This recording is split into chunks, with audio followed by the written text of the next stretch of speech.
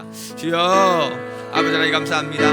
오늘 이 예배를 허락하여 주시니 감사합니다. 주님, 이곳에 임재해 주심으로 이곳의 모든 어두운 세력들을 다 격파해 주시고, 아버지 하나님 오늘 시간에 주님께서 예배드리는 그 신명들 위에 임재하심으로 주님의 살아계심을 경험하게 하시고, 주님이 주시는 그 기쁨으로 충만케 하시며 우리의 심령 가운데 임하여 주시옵소서. 또 아버지 하나님 말씀 가운데 임하여 주시고, 오늘 이 말씀이 우리 심령 가운데 역사해 주시고, 모든 분들의 심령 가운데 아버지 하나님 은혜가 될 수 있도록 도와주시길 비다오니 성령님 도와주시고, 이 자리에 지금 들을 세워주시고 주님 말씀하여 주시옵소서. 주님께서 이 예배 가운데 함께하여 주시고 은혜를 베풀어 주실 줄 믿고 감사하며 예수님의 이름으로 기도드립니다. 아멘.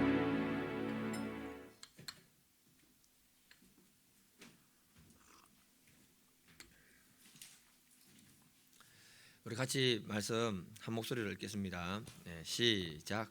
심령이 가난한 자는 복이 있나니 천국이 그들의 것이며. 네, 아멘. 제목 같이 한번 읽어보겠습니다. 네, 시작. 네. 로마서를 계속 하고 싶은데 로마서가 이게 복음이니까 듣는 분들은 괜찮은데 초신자들에게는 좀 어려울 수도 있고 여러 가지 복잡한 생각이 들어서 다른 것 좀 하다가 로마서 또 하려고 생각하고 있습니다. 예. 그 1인당 국민 소득이 2,000달러밖에 안 되는 나라가 있는데요. 그 나라가 부탄이라는 나라입니다. 들어보신 적이 있을 겁니다. 이 나라가 어디냐면은 인도하고 중국 사이에 있는데 히말라야 산맥이 자리 잡은 작은 나라입니다. 해발 고도가 2,000m 이상이 돼요. 예, 굉장히 높은 곳에 있는 곳이죠. 그런데 이 나라가요, 국가별 행복 지수에서 세계 1위를 차지한 나라입니다. 국민 중에 97명이 정말 행복하다고 그렇게 고백을 했어요. 예. 그런데 우리나라는 그에 비해서 143개국 중에서 68위를 차지했습니다. 그러니까 우리나라가 그 사람들에 비해서 국민 소득이 한 10배가 정도 더 많은데 그 사람들에 비해서 우리가 너무너무 불행하다는 거예요. 부탄이라는 나라가 세계에서 제일 행복한 나라가 되는 이유가 뭔가? 그래서 그 나라를 연구했던 사람들 중에 책을 썼는데 행복한 나라 부탄의 지혜라는 책이 있습니다. 그 책에 읽지는 않았지만 제목을 보니까, 목차를 보니까 너무 재밌더라고요. 정치편에서 보면요, 강대국을 지향하지 않는다. 소제목을 보니까 근대화를 서두르지 않는다. 미국과 초강대국 같은 사람들하고는 관계를 맺지 않는다. 경제면에서는요, 뭐라 하느냐, 부자를 꿈꾸지 않는다. 소제목에 보니까 지하 자원을 개발하지 않는다. 그리고 관광객 수를 철저하게 제한한다. 사회편에서 보니까 3장의 사회편에 보면은 자연보호가 정말 중요하다.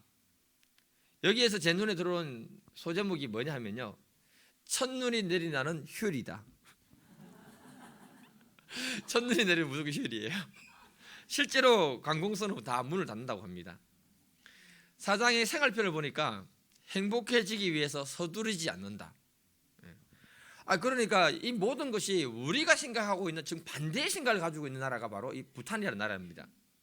그러니까 우리가 복하면은 소유나 양적인 개념으로 생각해서 좀 많이 가져야 행복하고, 적게 가지면은 좀 불행하다고 생각하기 쉬운데, 행복은 우리의 소유의 문제가 아니라 우리의 존재가 바로 행복한 존재인 줄 믿습니다.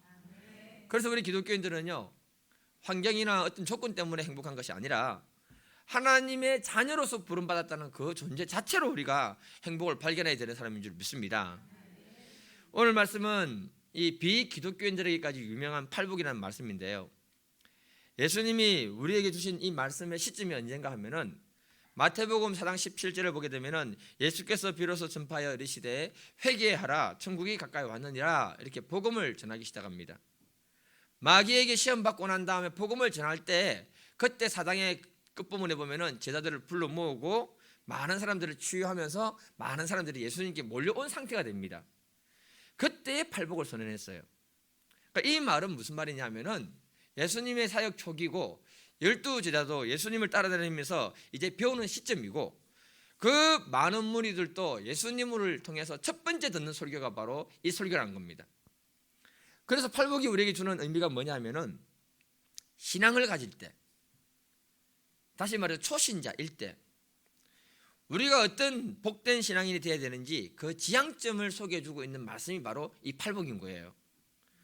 그리고 신앙생활을 오래 하신 분들에게는 이 팔복을 통해서 다시 초심으로 돌아가자. 어디로 돌아가자? 초심으로. 예. 그리고 우리 자신의 신앙을 점검해 볼 수 있는 좋은 말씀이 바로 팔복의 말씀인 줄 믿습니다. 이 팔복이 우리의 심령 가운데 살아 역사하기를 주님 이름으로 축복해 드립니다. 예수님이 무엇을 선언하시는가? 우리 3절 같이 한번 더 읽겠습니다. 예. 시작. 심령이 가난한 자는 복이 있나니 천국이 그들의 것이며.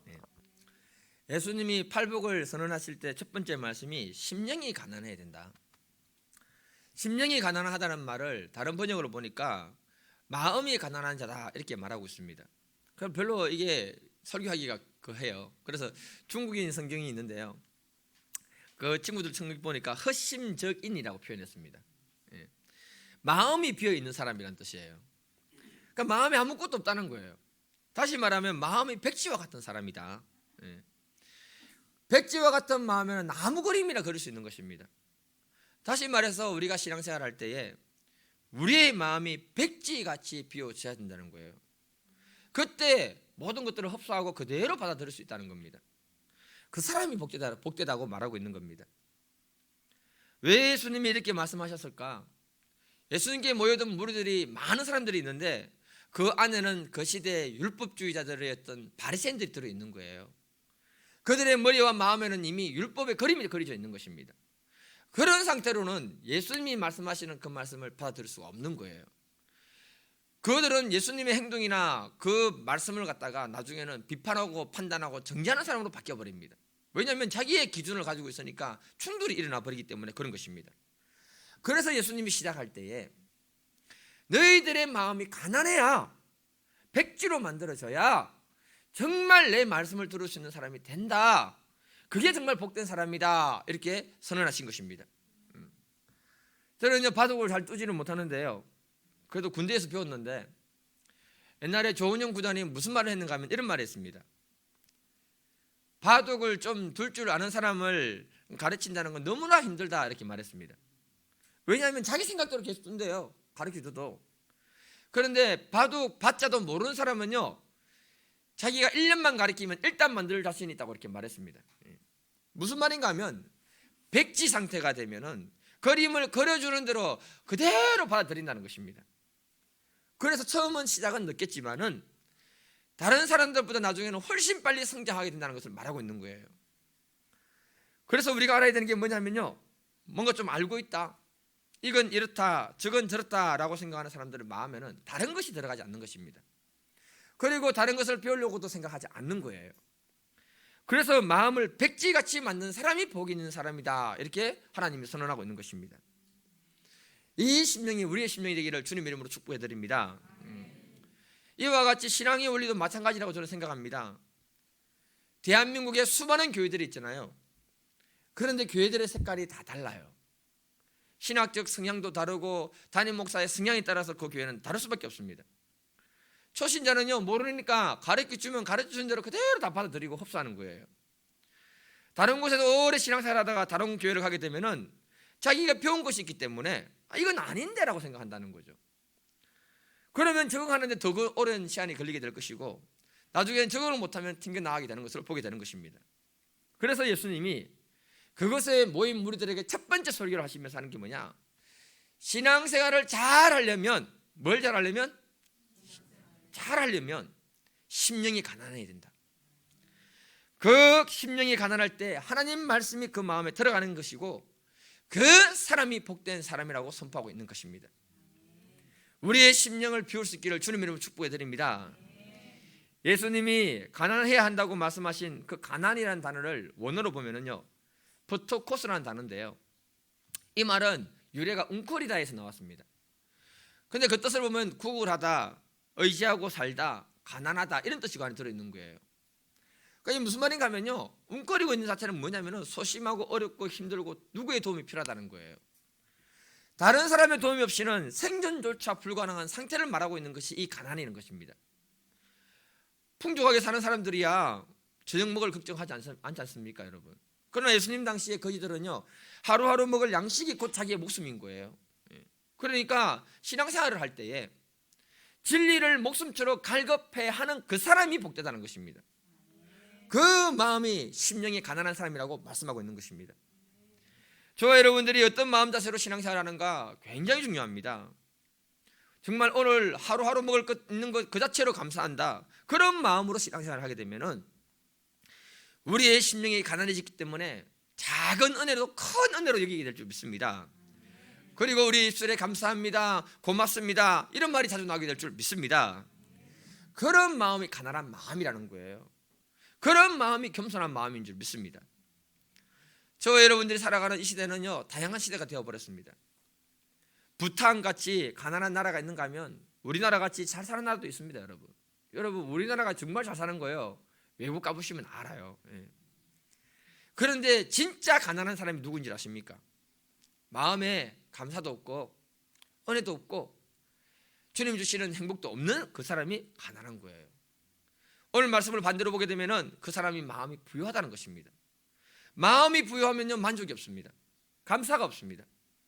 그런 심령 하나님이 좋아하지 않는다고 말씀하고 있는 거예요. 저에게 교도소 사역하시는 분들이나 북한 선교하시는 분들이 소식지를 보내주십니다. 그 뜻은 뭐 저한테 후원해달라는 말인데 제가 못해줘서 좀 미안하고요. 거기에 보면은 북한의 지하교회 성도들이 글을 읽다가 제가 울었습니다. 예배하다가 잡히면 죽는 줄 알아요. 그들은 죽기 위해서 예배를 드린대요. 죽기 위해서 예배를 드린대요. 몰래 모여가지고 숨소리도 못 내고 기도하고 찬양은 엄두도 못 내고, 목사가 있는 게 아니라 어떤 한 분이 정말 너덜너덜한 그 성경 숨겨놓은 걸 끄집어내가지고 성경 말씀 한번 읽어주고 그 말씀 무슨 뜻인지 한번 풀어주고, 그렇게 숨죽여 예배 드리는 것이 그들의 예배입니다. 그러나 그것도 불안해서 못 드리는데 그 예배 드리는 것이 너무너무 감사하다고 했습니다. 그렇게 예배 드리다가 북한 공산당원에게 잡혀가지고 가족들이 다 뿔뿔이 흩어지는 거예요. 탄광촌으로 격리되고 가족이 다 흩어졌습니다. 부모와 자녀가 헤어질 때에, 어린 자녀하고 헤어질 때에 그 엄마가 마지막으로 하는 말이 뭐냐? 하나님은 어디에서도 너희들을 돌보실 거다. 그러니 믿음 잃지 말라우. 그렇게 말하고 엄마가 사라진 거예요. 그들에게 있어서 신앙은 액세서리가 아니라는 겁니다, 여러분. 자기의 목숨보다 더 소중했던 것이 그들의 예배고 신앙이라고 말하고 있는 것입니다. 이렇게 가난한 심령을 시편에서는 어떻게 표현하는가? 시편 42편 1, 2절 하나님이여 사심이 신의 물을 찾기에 갈급함같이 내 영혼이 주를 찾기에 갈급하나이다. 내 영혼이 하나님 곧 살아계신 하나님을 갈망하나니 내가 어느 때에 나가서 나의 하나님의 얼굴을 배울까? 사슴이 신의 물을 찾기까지 자기 영혼이 하나님을 찾는데 갈급하다고 합니다. 여러분, 우리는 그냥 이 말씀을 그냥 보겠지요. 그러나 유대 지역은 물이 너무너무 귀한 지역이에요. 광야에는 물이 없을 뿐더러 물이 있는 곳은 맹수가 있는 것입니다. 여러분, 맹수들도 물을 마시거든요. 그리고요, 맹수들이 기다리고 있는 거예요. 사슴이 물을 갈급해서 찾는다는 말은 자기 목숨 내놓고 물을 찾는다는 의미가 들어있는 것입니다. 그 물 마시지 못하면 어차피 죽으니까 이래 죽으나 저래 죽으나 마찬가지인 거예요. 그래서 목숨을 걸겠다는 것입니다. 이런 가난한 심령으로 우리가 주님을 찾을 수 있기를 축복합니다. 그러면 하나님이 반드시 그 사람을 만나주실 뿐만 아니라 그 사람의 인생을 책임지시고 축복하시게 될 줄 믿습니다. 경기도 파주에 한소망교회를 섬기고 계시는 유영모 목사님이 계시는데요, 이분의 마태복음 새롭게 보기라는 책이 있습니다. 말씀 준비하면서 그 책을 보니까 심령이 가난하다는 말을 갖다가 이렇게 표현했습니다. 심령이 가난한 자와 실제로 삶이 가난한 자는 깊은 관련이 있다고 했습니다. 그러면서 자기 간증을 하는데요, 자기 아버지가 어릴 때 인천 상륙작전에 투입됐다가 적탄에 총을 맞고 죽었다는 것입니다. 그래서 홀 어머니 밑에서 자랐다고 합니다. 너무너무 가난하고 힘들었대요. 어릴 때 꿈이 면석이가 되는 것이 자기 꿈이었다고 말합니다. 그런데 자기 집 옆에 어떤 교회가 와가지고 교회 건축을 하는 거예요. 목사님이 어린 나이에 조그만 했을 때 교회를 너무 크게 건축하고 있으니까 자기 집이 조그만하니까 교회가 크게 보였겠죠. 지금 보면 얼마 안 되겠죠. 그러니까 그곳에 찾아가서 어린 시절에 뭐라고 부르냐면은 아저씨 이 큰 집에 누가 살아요? 그러니까 목사 아저씨가 하는 말이 하나님이 사신단다. 그래 얘기했어요. 그랬더니 그 말 듣고 엄마한테 막 달려가가지고 말하기를 엄마 하나님이 굉장히 큰 부자인가 봐.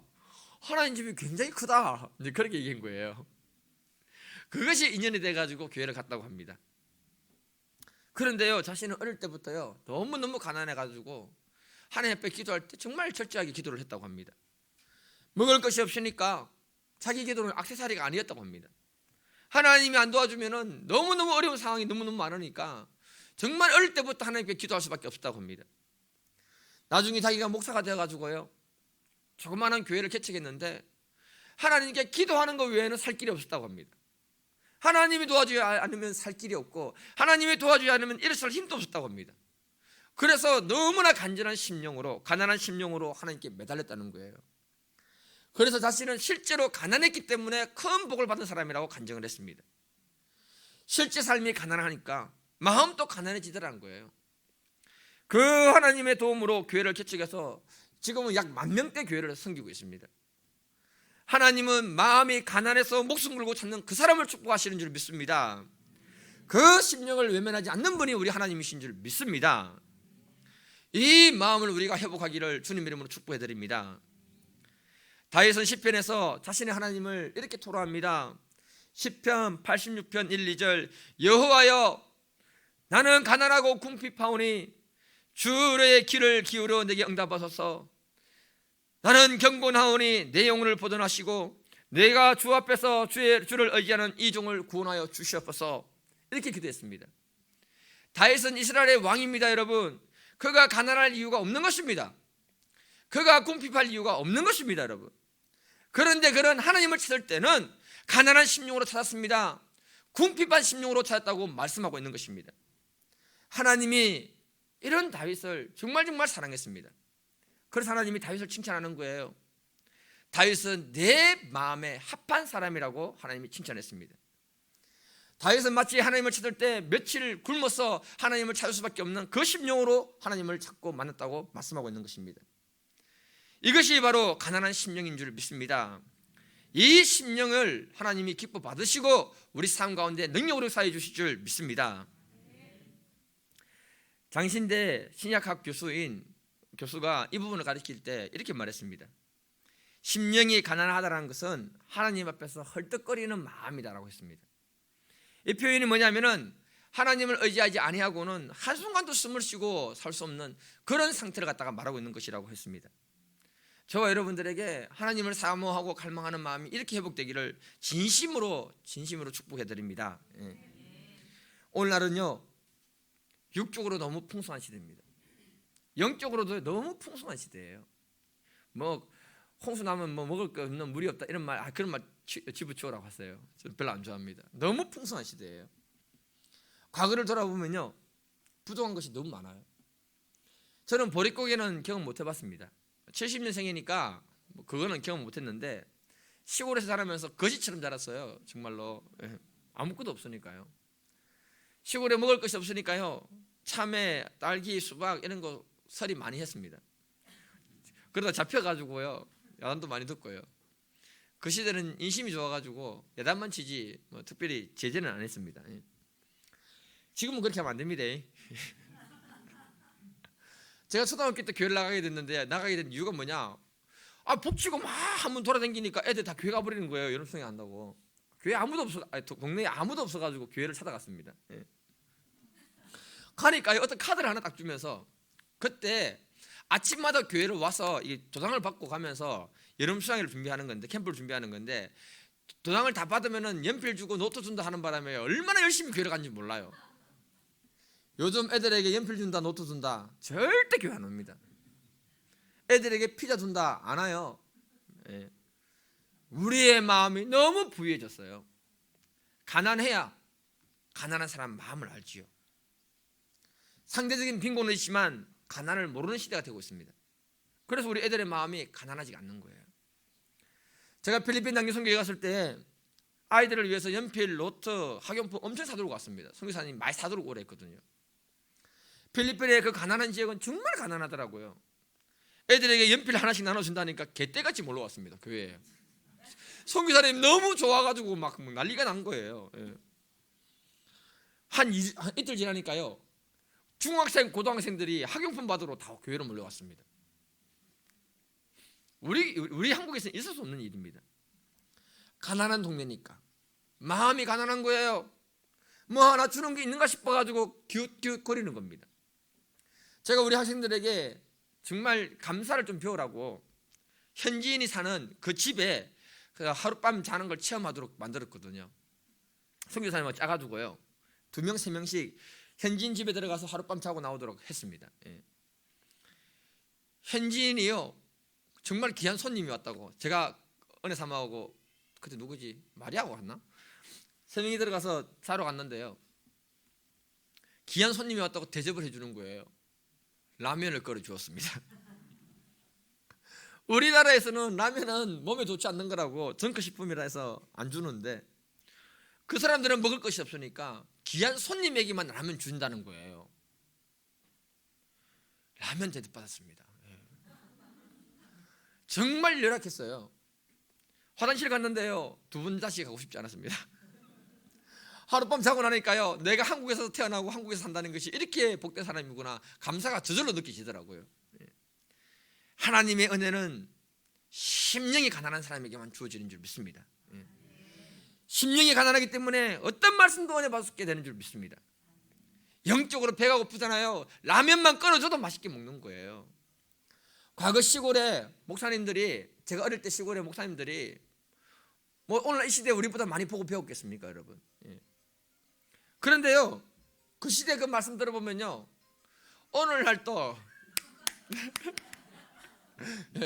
휴대폰은 이렇게 한 번씩 켜두시면 안 된다는 것을 얘기해 주고 있는 것입니다.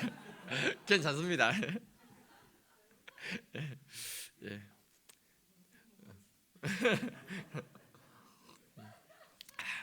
저한테 집중을 시켜주셔서 감사합니다. 그 옛날에 우리 시골에 그 목사님들 있잖아요. 아니, 우리들처럼 많이 배운 분이 없어요.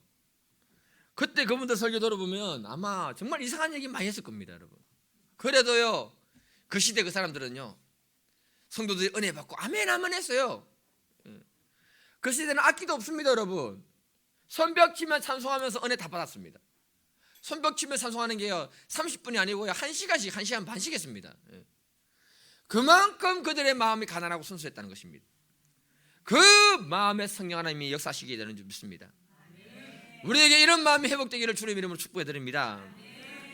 혹시 이 땅을 살아갈 때에 사업이 힘들어지고 우리의 삶이 무너져서 마음이 가난하신 분이 계십니까? 세상적으로 볼 때는 실패 같지만은 하나님 편에서는 그분이 축복을 받을 수 있는 가장 좋은 기회인 줄 믿습니다. 또 우리가 사랑에 실패하거나 사람들 때문에 낙심하고 계시는 분들이 있습니까? 그 마음이 낮아져서 오직 주만 바라보고 있다면은 그분이 지금 하나님 편에서 가장 축복을 받을 수 있는 귀한 심령인 줄 믿습니다. 우리의 마음을 가난하게 하고 하나님 앞에 엎드릴 수 있는 분들 되기를 주님 이름으로 축복해 드립니다. 그러면 반드시 하나님이 그 인생을 축복하시고 바른 길로 인도해 주실지 저는 확신합니다. 여사람하고 인사 한번 합시다. 심령이 가난한 사람이 복된 사람입니다. 아멘. 예수님이 심령이 가난한 사람에게 주어진 축복이 뭐라고 합니까? 3절 같이 읽겠습니다. 시작. 심령이 가난한 자는 복이 있나니 천국이 그들의 것이며. 예수님이 선포하시기를 심령이 가난한 사람에게 주어지는 게 뭐냐? 그들에게 천국이 주어졌다라고 말씀하고 있습니다. 마태복음을 보면요, 예수님의 사역에서 첫 번째로 예수님이 선포하시는 게 뭐냐 하면은 마태복음 4장 17절을 읽었던 것인데, 예수께서 비로소 전파하여 이르시되 회개하라 천국이 가까이 왔느니라. 예수님이요, 첫 번째로 우리에게 주고 싶은 것이 뭐냐? 회개를 통한 천국이었다고 선포하고 있는 것입니다. 저 여러분들이 천국 들어갈 때는 반드시 회개라는 관문을 다 통과해야 되는 줄 믿습니다. 그런데 오늘 이 말씀에서 심령이 가난한 사람에게 주어지는 그 복이 바로 뭐냐? 천국이 임했다라고 이렇게 말하고 있는 겁니다. 천국은 어떤 사람이 소유하는가 하면은 심령이 가난해야 된다는 거예요. 천국의 특징이 뭐냐? 기쁨과 평안과 감사가 있는 곳이 바로 천국인 것입니다. 다시 말해서 하나님이 다스리는 천국에는 기쁨이 충만하고요, 평안이 충만하고요, 감사가 충만하다고 말하고 있는 것입니다. 이런 이미지가 지금 현재 우리 심령에 들어와 있다면 그 사람은 천국이 그 심령 가운데 임한 사람이고 하나님이 지배하고 다스리고 있다고 말씀하고 있는 것입니다. 우리 마음을 누가 무엇으로 다스리는가 굉장히 중요한 것입니다. 어떤 성도님은요, 너무 가난해가지고 지하 셋방에서 살다가 곰팡이가 너무 많이 피니까 애들이 천식이 걸리고요, 가족들이 감기 걸리면 기침을 계속해서 할 수밖에 없었다고 합니다. 그런데 하나님의 은혜로 땅으로 올라와서 연립주택 4층으로 올라온 거예요. 목사님이 신방 가니까요, 온 가족이 펑펑 울면서 하나님께 감사 예배를 드리더랍니다. 그러니까 지금 지하에 안 살고 1층 이상 사시는 분들은 이 순간부터 울면서 감사해야 되는 거예요. 그게 가난한 심령인 거예요. 헬렌 켈러는 단 한 번만 볼 수 있으면 좋겠다고 말했습니다. 지금 눈 뜨고 다 보고 계시죠? 너무너무 감사해야 되는 거예요. 경주에는 경희학교로 해가지고 장애인들을 이렇게 모아가지고 이렇게 관리하고 있잖아요. 도와주잖아요. 제가 가본 곳은 대학 그 신학교 때 여름수양에 그 봉사활동 갈 때 그 대구에 있는 정신지체 장애 애들이 있는 학교에 봉사를 간 적이 있습니다. 봉사를 오신 어머니들이 있었는데요, 그 어머니들이 애들을 목욕시켜주고 빨래해주고 함께 놀아주면서 이구동성으로 무슨 말 했는 줄 아십니까? 얘네들을 보니까 지금 속 썩이고 있는 그 녀석이 건강한 것만 해도 너무 감사하다. 봉사에 참여했던 어머니들이 뭐라고 얘기하는가 하면요, 봉사하기 전에는 자식이 공부를 잘하네 못하네, 잘생겼네 못생겼네 이런 불평을 많이 했었는데, 봉사를 딱 하루 하고 난 다음에 깨달은 게 뭐냐, 내 자식이 건강하다는 것이 너무 감사하다, 숟가락 들고 자기 밥 먹는 것이 너무 이쁘다, 그렇게 말했습니다. 자기보다 못한 사람들을 섬겨 보니까 감사를 깨닫더라는 겁니다. 그래서 하나님이 우리의 심령이 가난해야 천국이 임한다고 말하고 있는 거예요. 심령이 정말 가난한 사람들의 마음에 천국이 임하는데, 그 사람 마음은 적은 것에도 감사할 수 있는 마음이 생기는 것입니다. 적은 것에도 기뻐할 줄 알고 작은 것에도 행복을 느끼는 그 마음이 바로 천국인 줄 믿습니다.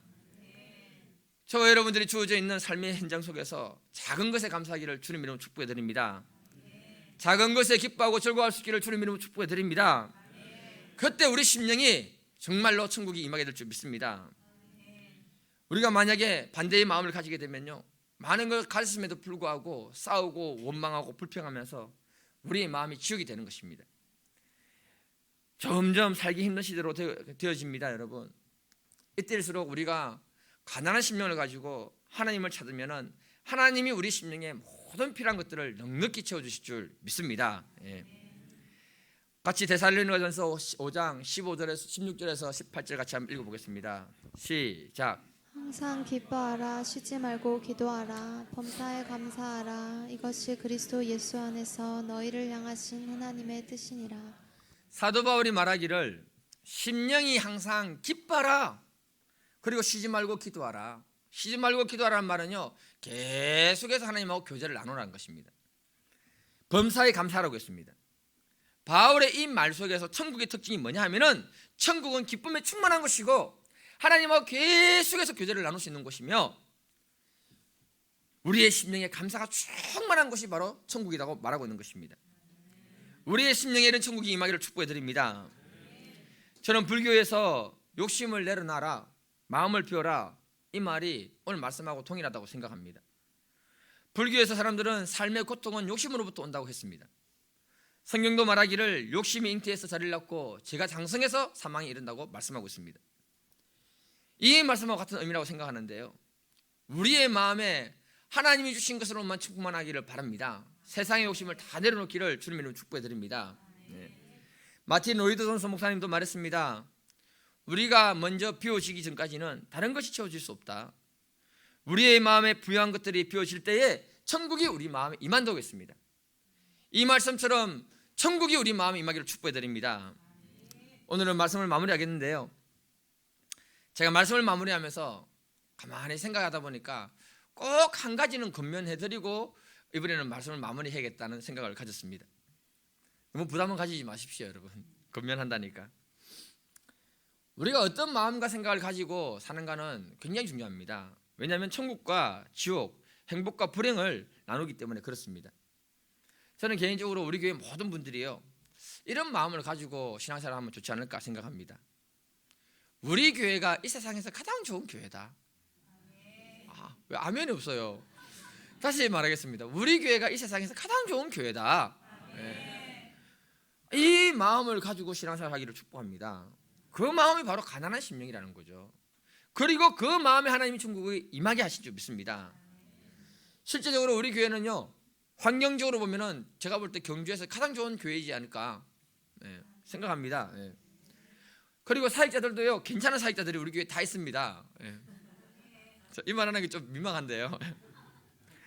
성도님들이 이런 마음 가지고 신앙생활을 하면은 그 마음이 가난한 마음이고 그 마음에 천국이 임하는 것 아니겠습니까? 아니, 우리가 지금 결혼해서 살고 있지 않습니까, 여러분? 결혼해서 살고 있는데 내 아내가 최고다, 내 남편이 최고다, 이렇게 하면은 그 심령에 하나님이 행복을 주시고 기쁨을 주시고 그 심령에 하나님이 감사를 주지 않겠습니까? 여러분, 아무리 마음에 안 든다고 바꿔보고 갈아보고 해도 그놈인 거 다 아시잖아요. 별거 없어요. 못 바꿔봐서 모르겠다. 우리 아버지가 바꿔보니까 우리 엄마가 더 낫대요. 가진 것에, 지금 내가 가진 것에 만족할 수 있는 그 마음이 가난한 마음일 줄 믿습니다. 나 같은 사람에게 시집 와준 아내에게 감사하면 그 집안이 천국으로 바뀌는 거고, 야, 나 같은 사람한테 이런 남편을 하나님 주셨다 하면은 그 집안이 감사하게 되고 천국에 임하게 되는 줄 믿습니다. 그런 마음 자체가 뭐냐면은 심령이 가난한 사람이라는 거예요. 그 속에 하나님이 기쁨을 주고 감사를 주고 천국을 주신다는 것입니다. 신앙생활도 이와 같은 겁니다, 여러분. 제가 다른 교회 가서, 우리가 다른 교회 가가지고 이것도 배우고 저것도 배우고 공부할 수 있습니다. 그런데 어떤 환상이나 착각을 가지지 마세요. 그 교회가 더 좋은 것 같고 그 교회 목사가 더 훌륭한 것 같아. 그래서 교회를 옮기는 분도 있잖아요. 마음이 아파요. 잠시뿐이에요. 지나면 요건 못하겠지만 그 사람입니다. 별거 없어요. 정말 중요한 게 뭐냐, 우리가 온 마음을 다해서 이 교회를 사랑하고 자신을 들여서 헌신하고자 하고 자족하고자 하는 그 마음 자체가 가난한 심령이기 때문에 하나님이 그 마음에 복을 주시고 그 사람에게 은혜를 베풀어 주신다는 겁니다. 가난한 사람의 심령의 특징이 뭐냐, 어찌하든지 다른 사람을 사랑해 보려고 하고자 하는 그 마음인 줄 믿습니다. 어찌하든지 상대방을 인정해주고 존중해주고자 하는 그 마음이 가난한 마음이요, 겸손한 마음인 줄 믿습니다. 이런 마음을 우리가 늘 가지면서 사람들을 섬길 때에 우리의 가정과 교회와 직장에서 하나님이 천국을 만들어 주시고 선물을 주실 줄 믿습니다. 이런 믿음의 역사를 위해서 우리가 이 시간 한번 가난한 마음이 되도록 우리가 한번 기도하겠습니다. 반주 좀 해주세요. 같이 기도하실 때 하나님, 내 마음을 부욕해 하지 마시고 가난하게 하심으로 자족할 수 있는 마음을 주시고 아버지께서 주신 그 은혜를 풍성히 누릴 뿐만 아니라 그 마음에 천국을 부어주시도록 같이 한번 기도하겠습니다. 주여, 아버지 하나님 감사합니다. 주님께서 은혜를 베풀어 주셔서 우리의 심령 가운데 가난한 마음을 주시고 아버지 하나님 자족할 수 있는 마음을 주셔서 아버지 하나님, 우리가 정말 주님 앞에 나아갈 때 주님이 우리의 심령을 축복하시고 은혜를 부으시고 능력으로 사여 주셔서 아버지 하나님, 당신이 함께 하시면 다 되는 줄 믿습니다.